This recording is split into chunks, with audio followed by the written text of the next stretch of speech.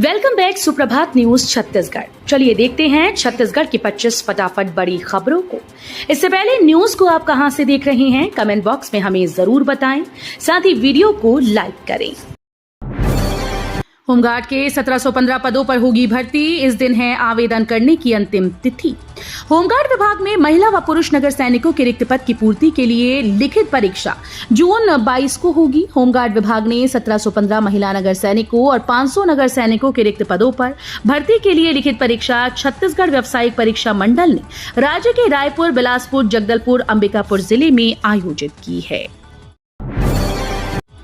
Pendra road railway कार्यालय में मजदूर दिवस समारोह, कर्मचारियों को किया सम्मानित। दक्षिण पूर्व मध्य रेलवे के अनुभागीय कार्मिक कार्यालय पेंड्रा रोड में अंतर्राष्ट्रीय मजदूर दिवस का आयोजन किया गया। कार्यक्रम में उपस्थित महिला और पुरुष कर्मचारियों का सम्मान किया गया। अतिथियों ने मजदूरों के अधिकारों की जानकारी देते हुए श्रमिक संघर्ष के इतिहास को याद किया। राजधानी रायपुर में पावर कट में भी भेदभाव, जगमगाएंगी पॉश कॉलोनीज। राजधानी रायपुर के निगम क्षेत्र में पानी की सप्लाई के दौरान निगम कमिश्नर ने बिजली की कटौती की सिफारिश की। नगर निगम आयुक्त विश्वदीप ने गर्मी में बड़ी पानी की किल्लत से निपटने के लिए बिजली विभाग से पानी की आपूर्ति के दौरान ये कदम उठाने का अनुरोध किया है।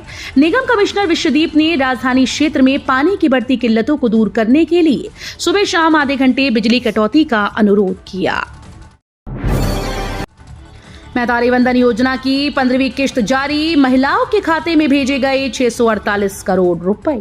छत्तीसगढ़ सरकार के द्वारा महतारी वंदन योजना के अंतर्गत 1 तारीख को माह मई 2025 की 15वीं किश्त का भुगतान जारी कर दिया गया।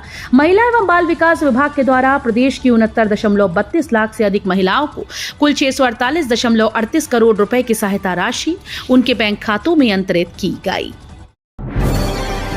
मुख्यमंत्री विष्णुदेव साय ने न्यूरोस्पाइन रिहैबिलिटेशन सेंटर का किया शुभारंभ। मुख्यमंत्री विष्णुदेव साय ने राजधानी रायपुर के कमल विहार में अत्याधुनिक न्यूरोस्पाइन रिहैबिलिटेशन सेंटर का विधिवत उद्घाटन किया। मुख्यमंत्री साय ने अस्पताल परिसर का भ्रमण कर उपलब्ध आधुनिक सुविधाओं का अवलोकन किया। इस दौरान उन्होंने भर्ती मरीजों से मिलकर उनके स्वास्थ्य की जानकारी भी ली। जेल विभाग में प्रशासनिक फेरबदल, 5 अधिकारियों के ट्रांसफर। छत्तीसगढ़ सरकार ने जेल विभाग में प्रमुख प्रशासनिक फेरबदल करते हुए 5 वरिष्ठ अधिकारियों का तबादला किया। जारी आदेश के तहत विभिन्न जिलों में नए जेल अधीक्षकों की पदस्थापना की गई। ये बदलाव जेल व्यवस्था को सशक्त और व्यवस्थित बनाने की दिशा में एक महत्वपूर्ण कदम माना जा रहा है। रायपुर निगम के 5 पार्षदों का कांग्रेस से इस्तीफा, आकाश तिवारी को नेता प्रतिपक्ष बनाने से नाराजगी। रायपुर नगर निगम में नेता प्रतिपक्ष को लेकर विवाद के बीच कांग्रेस के 8 में से 5 पार्षदों ने पार्टी से इस्तीफा दे दिया। प्रदेश कांग्रेस कमेटी ने आकाश तिवारी को नेता प्रतिपक्ष घोषित किया। इसे लेकर ही बाकी पार्षदों में नाराजगी है। दरअसल निगम बजट के पहले शहर जिला कांग्रेस कमेटी ने संदीप साहू को नेता प्रतिपक्ष घोषित किया था। इसके लिए लेटर भी जारी कर दिया गया था।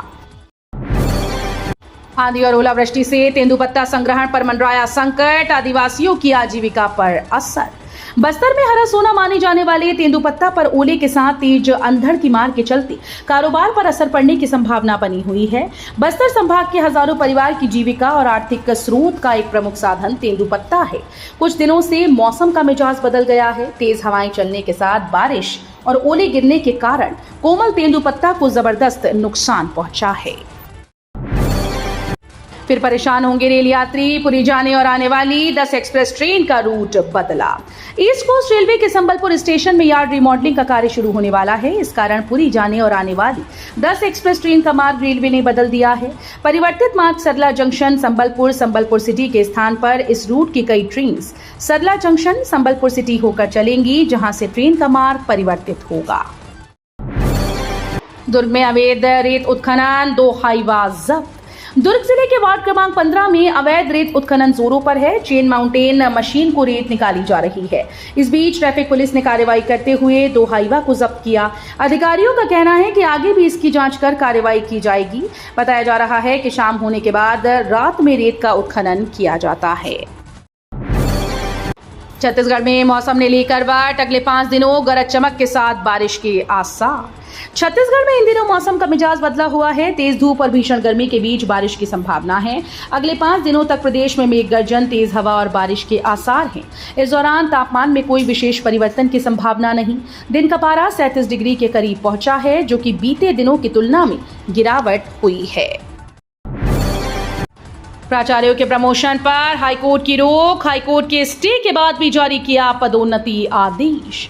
हाईकोर्ट ने प्राचार्यों के प्रमोशन आदेश पर रोक लगा दी। पूर्व में हाईकोर्ट ने स्थगन दिया था, लेकिन इसके बाद स्कूली शिक्षा विभाग ने आदेश को दरकिनार करते हुए पदोन्नति दे दी, जिस पर नाराज हाईकोर्ट ने इसे न्यायालय की अवमानना मानते हुए राज्य सरकार को नोटिस जारी कर जवाब मांगा। तेलंगाना के सीएम का बयान निंदनीय, मुख्यमंत्री साय ने दिया जवाब, कहा सरकार कर रही मदद। नक्सलियों को लेकर तेलंगाना के मुख्यमंत्री द्वारा दिए गए बयान को मुख्यमंत्री विष्णुदेव साय ने निंदनीय बताया है। सीएम साय ने कहा कि हमारी सरकार ने नक्सलियों को हिंसा छोड़ मुख्यधारा में लौटने के लिए पहले दिन से ही कह रही है। जो नक्सली मुख्यधारा में लौट रहे हैं, उन्हें सरकार द्वारा संचालित योजनाओं और पुनर्वास नीति का लाभ दिया जा रहा है। 27 जून से शुरू होगी भगवान जगन्नाथ की दिव्य यात्रा। प्रतिवर्ष अक्षय तृतीया तिथि पर रथ की पूजा की जाती है। रथ पूजन के साथ ही रथ यात्रा उत्सव का आगाज भी हो जाता है। गौरतलब है कि हर वर्ष अक्षय तृतीया के शुभ दिन पर भगवान जगन्नाथ के रथ की पूजा का विधान है। इस खास मौके पर नगर के जगन्नाथ मंदिर के मय पुजारी केदारनाथ मिश्रा ने सुबह 8 बजे वैदिक मंत्रोच्चार के साथ रथ निर्माण शुभारंभ पूजा अर्चना की और भगवान से रथ निर्माण के लिए आज्ञा मांगी। छत्तीसगढ़ के 2813 लेक्चरर्स, हेडमास्टर्स प्रमोट होकर प्रिंसिपल बने। काउंसलिंग के जरिए पोस्टिंग होगी। छत्तीसगढ़ में 2813 लेक्चरर्स और हेडमास्टर्स को प्रमोट कर प्राचार्य बनाया गया। हायर सेकेंडरी स्कूल्स में इनकी पोस्टिंग काउंसलिंग के जरिए की जाएगी। ये फैसला ऐसे वक्त आया जब युक्तिकरण की प्रक्रिया को लेकर प्रदेश में विवाद गहराया हुआ है। ऐसे में ये पदोन्नति आगे की कवायदों का आधार मानी जा रही है। आत्मसमर्पित नक्सलियों को रोजगार मूलक विषयों में दिया जा रहा प्रशिक्षण। छत्तीसगढ़ शासन ने नक्सल प्रभावित क्षेत्रों में शांति स्थापना और समावेशी विकास को दृष्टिगत रखते हुए छत्तीसगढ़ नक्सलवादी आत्मसमर्पण राहत और पुनर्वास नीति 2025 लागू की। इस नीति के तहत आत्मसमर्पण करने युवाओं को समाज की मुख्यधारा में लाने हेतु व्यावसायिक प्रशिक्षण प्रदान कर उन्हें आत्मनिर्भर बनाने की दिशा में सतत प्रयास किए जा रहे हैं। सुकमा जिले में कलेक्टर देवेश कुमार ध्रुव के मार्गदर्शन में ग्रामीण स्वरोजगार प्रशिक्षण संस्थान के माध्यम से 20 आत्मसमर्पित युवाओं को कृषि विज्ञान केंद्र सुकमा में प्रशिक्षण प्रदान किया जा रहा है। आवास प्लस सर्वे की समय सीमा 15 मई तक बढ़ी। डिप्टी सीएम विजय शर्मा बोले, कोई भी पात्र परिवार योजना से वंचित न रहे। प्रधानमंत्री आवास योजना ग्रामीण के तहत चल रहे आवास प्लस 2024 सर्वेक्षण की समय सीमा अब 15 मई तक बढ़ा दी गई।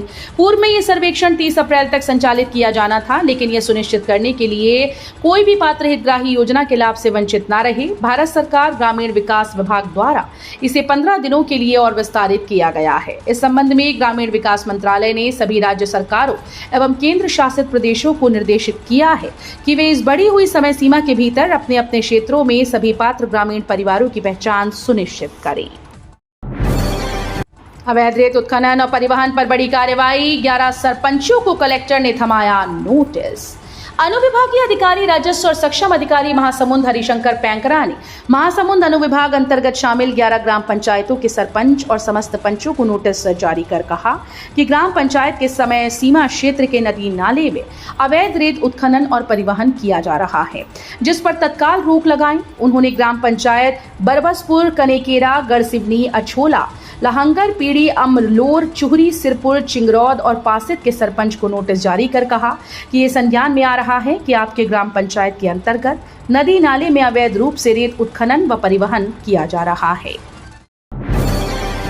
ऑटो में पीडीएस चावल की कालाबाजारी। 20 बोरी चावल के साथ 2 पकड़े। गरीबों को मुफ्त में मिलने वाला पीडीएस चावल की कालाबाजारी रोकथाम के लिए राज्य सरकार लगातार कोशिश कर रही है, लेकिन उसके बावजूद पीडीएस चावल की कालाबाजारी करते पकड़ी गई। पूरा मामला कुम्हारी के जंजगिरी गांव की शासकीय राशन दुकान से ऑटो में पीडीएस का चावल भरकर परिवहन किया जा रहा था, जिसे स्थानीय लोगों ने पकड़कर पुलिस को सौंप दिया।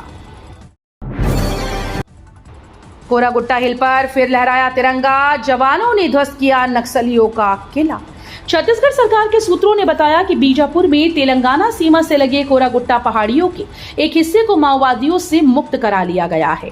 पिछले 9 दिनों से चल रहे एक बड़े अभियान में नक्सल विरोधी बलों ने पहाड़ी चोटी पर फिर से कब्जा कर लिया और वहां 5000 फीट पर तिरंगा फहराया। हालांकि कुख्यात पीपल्स लिबरेशन गुरिल्ला आर्मी की बटालियन नंबर 1 के शेष माओवादी नेता और कैडर जिसमें हिडमा देवा और दामोदर शामिल हैं।